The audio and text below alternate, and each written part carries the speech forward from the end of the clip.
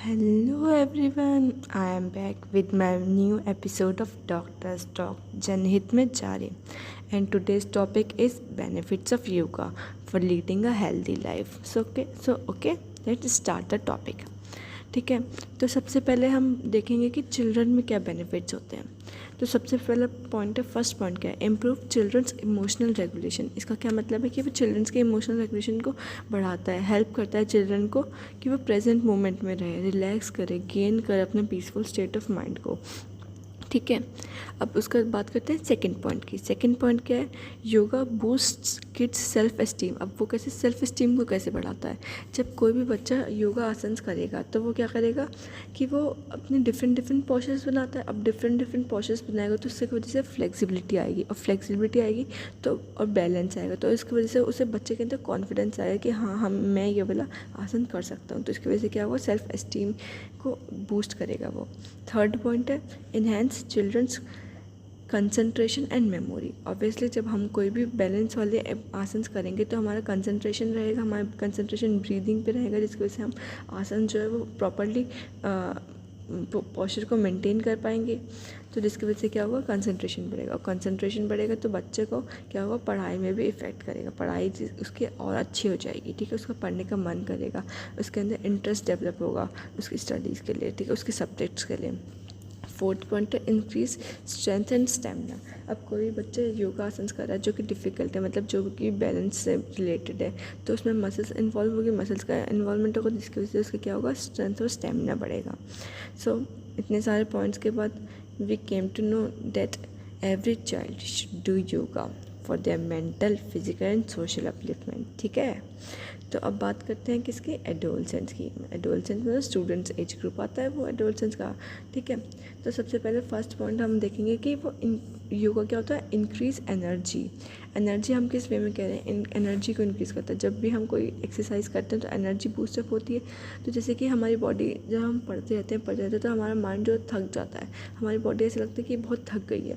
तो इसलिए बच्चे जो स्टूडेंट्स होते हैं वो मोस्टली कॉफ़ी पे जीते हैं, मतलब कॉफ़ी पीते रहते हैं बार बार, जिसकी वजह से वो क्या है, थोड़ा जागते रहे, थोड़ी एनर्जी बनी रहे बॉडी में। तो ये उन स्टूडेंट्स के लिए बहुत बहुत बहुत हेल्पफुल है जो कि जिनको हैबिट है कॉफ़ी पीने की वाइल स्टडिंग।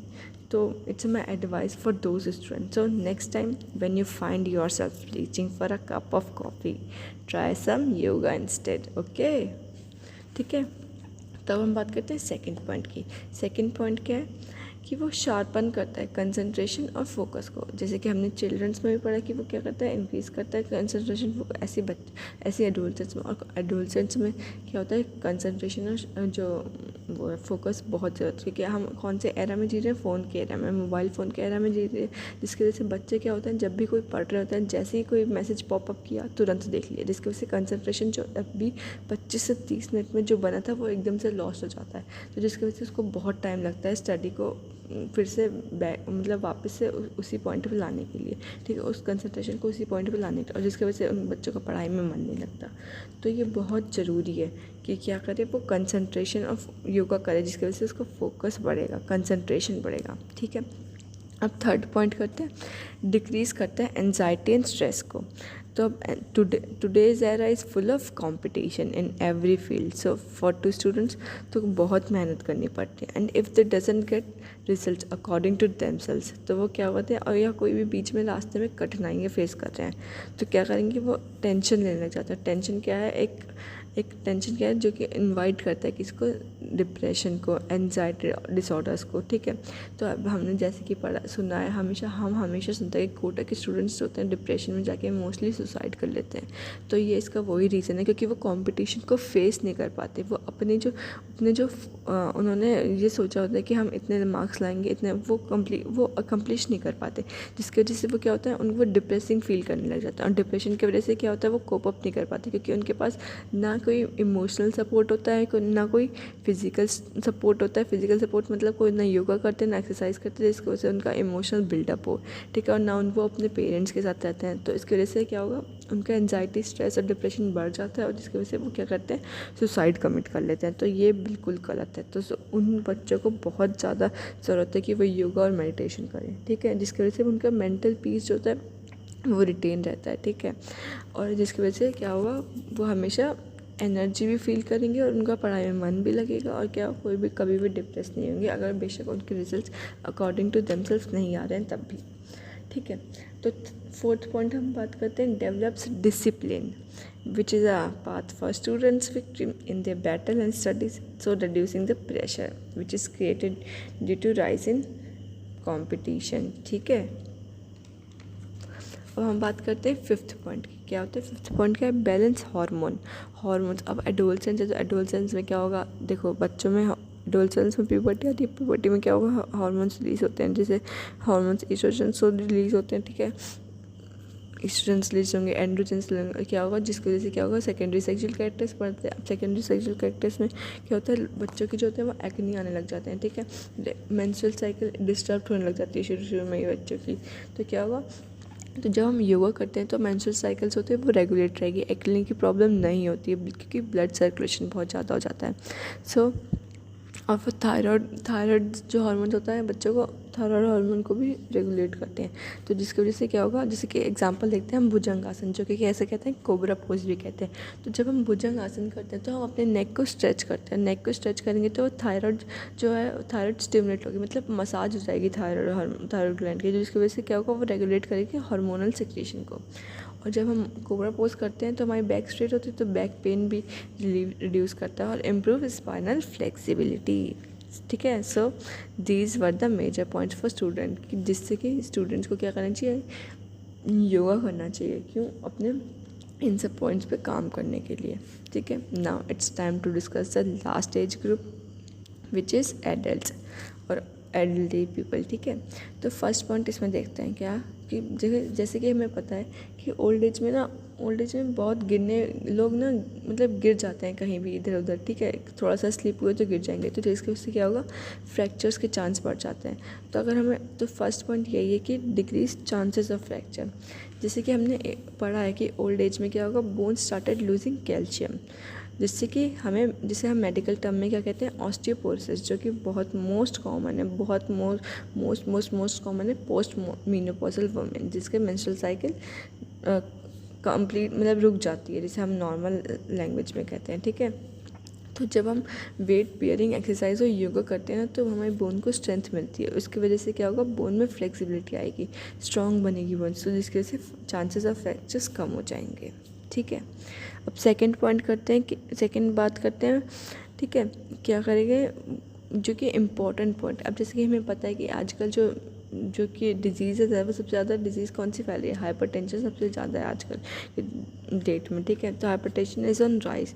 तो हम क्या करेंगे? ये सबसे इम्पोर्टेंट है कि जब हम योगा और मेडिटेशन करते हैं तो वो जो ब्लड प्रेशर है उसको रेगुलेट करके रखता है। अब ब्लड प्रेशर रेगुलेट रहेगा तो हाइपरटेंशन की प्रॉब्लम नहीं होती है, ये तो सबको पता है। तो एल्डरली में योगा करना बहुत ज़रूरी है क्योंकि ब्लड प्रेशर बहुत ज़रूरी है मेंटेन करना, क्योंकि ये तो नॉर्मल ब्लड प्रेशर बढ़ेगा क्योंकि हमारी बॉडीज़ में जो आर्टरीज होती है उसकी वॉल्स होती है वो थिकन होने लगती है, वो फ्लेक्सिबिलिटी को लूज़ कर देती है, जिसकी वजह से ब्लड प्रेशर रेगुलेट नहीं हो पाता। ठीक है, अब थर्ड पॉइंट की बात करते हैं। थर्ड पॉइंट क्या है? ब्रीदिंग प्रॉब्लम्स को डिक्रीज़ करता है।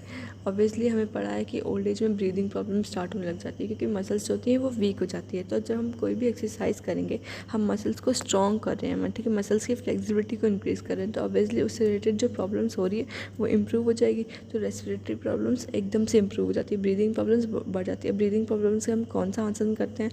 प्राणायाम करेंगे, अनुलोम विलोम करेंगे, तो ये बहुत ज़्यादा इफेक्टफुल पाया गया है रिसर्च के अकॉर्डिंग। ठीक है, अब फोर्थ पॉइंट की बात करते हैं।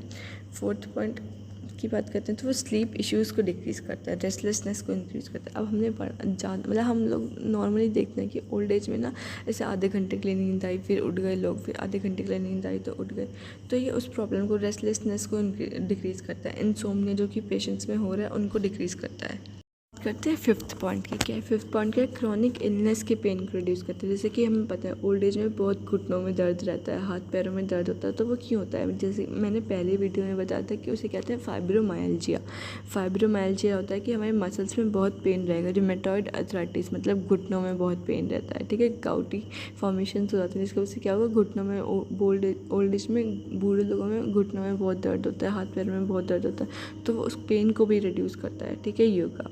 फिर सिक्स पॉइंट बहुत ज़रूरी है ओल्ड एज के लिए, तो वो क्या करता है? बोर्डम और लोनलीनेस को डिक्रीज़ करता है। ठीक है, क्योंकि हम सब देखते हैं कि जो ओल्ड एज वाले पेशेंट्स होते हैं, ये पेशेंट्स नहीं, ओल्ड एज वाले पर्सन जो होते हैं वो अकेले बैठे रहते हैं, जब वो बहुत बोर होते हैं तो क्या करेंगे, अगर वो अपने फ्री टाइम में योगा कर लें थोड़ी सी भी, तो उनका बोर्डन और लोनलीनेस को कम एकदम से डिक्रीज़ कर देगा। ठीक है, तो इतने सारे ज्ञान के बाद कंक्लूजन क्या है? कंक्लूजन ये है कि everyone should do yoga for betterment of their present and future. ठीक है, क्योंकि पास्ट को तो हम चेंज नहीं कर सकते हैं। ठीक है, ठीक है, तो पर जो पास्ट से जो मेमोरीज़ है, जो कि ट्रॉमेटिक मेमोरीज़ है, उसको डिक्रीज़ कर सकते हैं हमारे इफेक्ट्स को, जो कि हमारे प्रेजेंट और फ्यूचर में पड़े। ठीक है, तो अब क्या है, द मोस्ट क्रूशियल पॉइंट की हम बात करें तो स्टूडेंट्स के लिए, क्योंकि बच्चों को जो होता है, वो जो कंपटीशन वाले बच्चे हैं वो क्या करेंगे, स्ट्रेस और डिप्रेशन से लड़ रहे हैं, क्योंकि कंपटीशन एकदम पीक पे पहुंच गया है, तो उन्हें तो योगा और मेडिटेशन नेसेसरी है कि करना ही करना है। ठीक है, उसके बिना तो चलेगा ही नहीं। तो उन्हें ऐसी हैबिट्स बनानी चाहिए जिसकी वजह से क्या हो, योगा और मेडिटेशन वो रेगुलरली करें, और जो कि और उन स्टूडेंट्स और उन लोगों को जो कि कोई एडिक्टिव हैबिट्स है जिनकी, ठीक है, एडिक्टिव हर केस में, ठीक है, मोबाइल चलाने में और स्मोकिंग में, अल्कोहल ड्रिंकिंग में, तो वो भी छुड़वाता है मेडिटेशन और योगा। तो ये दोनों एक साथ अगर हम करेंगे तो बहुत बेनिफिशियल रोल्स हमें देखने को मिलेंगे। ठीक है, और क्या मेंटल पीसफुलनेस प्रोवाइड करता है स्टूडेंट्स को। सो आज के लिए बस इतना ही। हसलिंग doctor signing off. Okay, bye.